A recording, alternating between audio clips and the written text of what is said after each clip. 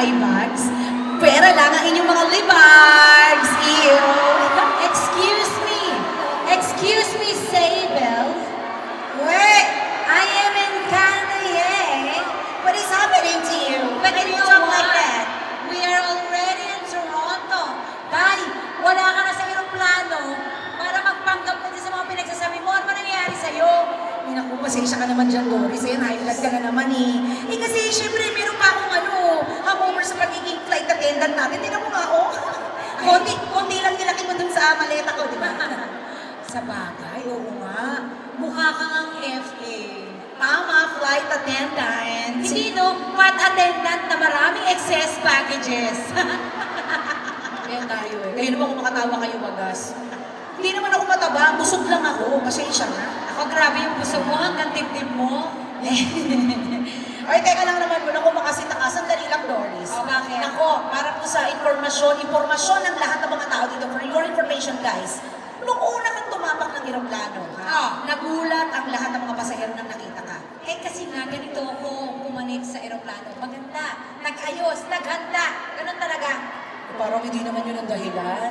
Nagulat sila kasi nga, saan ka naman nakakita ng flight attendant? Ha? Na nag-check ng ticket ng mga pasahero, nakasakay na, check pa ticket, ano to, bus? Siyempre, kailangan pagpasok ng pasahero, saka checkin yung ticket. Ano ka ba? Kahit anong airline, ganun talaga. Siyempre, tutulungan sa seat number. Ito talaga. O siya, sige, wag na yun. O. Eh, yung nagtinda po siya na chichirya at saka ng mineral water sa loob ng eroplano. Oh my God naman sabihin, meron naman talagang mga nagtitindang airline. O, isa na dyan ang Delta. O, di ba?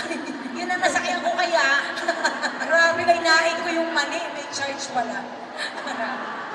O sige, o hindi na nga yun, wag na yun. Ito. Tingnan mo kung papayag kayong lahat. Nang sumakay si Doris ng eroplano, pinapara niya yung piloto. Pinapara. Ano yun, jeep? Sabihin, huwag mo na ikwento yan, nakakaya talaga yan. Eh kasi naman pagtaas ng aeroplano, nahilo ko agad, sinumpong ako ng jet lag. Siyempre, baka mamaya masukahan ko kayo, kaya pinara ko. Ayun, yan ang hirap sa'yo. Sumakay lang ng jet lag agad. Ano ka ba, Doris? Ay, naku sabihin, ganito na lang, aminin na lang natin sa kanila. Hindi naman talaga kami mga flight attendant o kaya stewardess. Si Maya lang po yun talaga. Eh, kaya lang po, napilitan kami magpanggap na flight attendant para makarating po rito sa Toronto at makita kayo lahat. Yes! How you doing? Hi all! Welcome here in Toronto, Canada!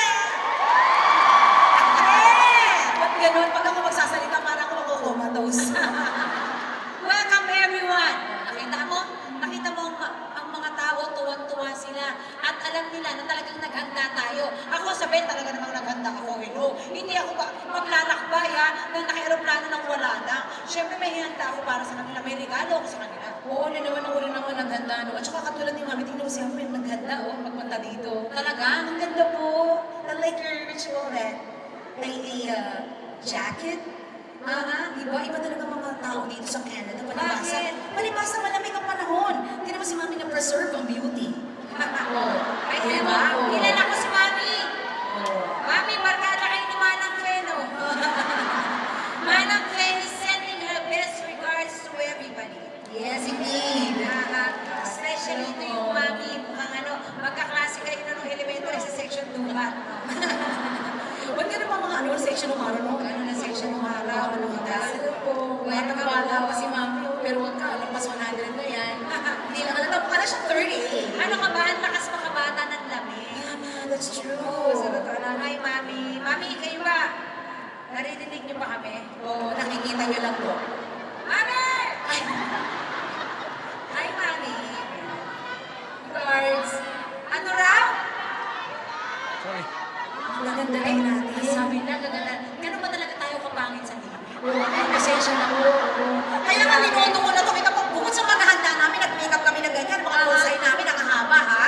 Kasi nga, syempre sa TV, ang peg ko, para lang ako may, parang kinikimotherapy, no? Oo. Kaya ngayon, medyo may buhok ako. Ilabas na natin ang ating mga pinaghandaan sa bed. Ako, ang kinakaba ko lang, baka hindi ka makahabol sa akin dahil ready ako.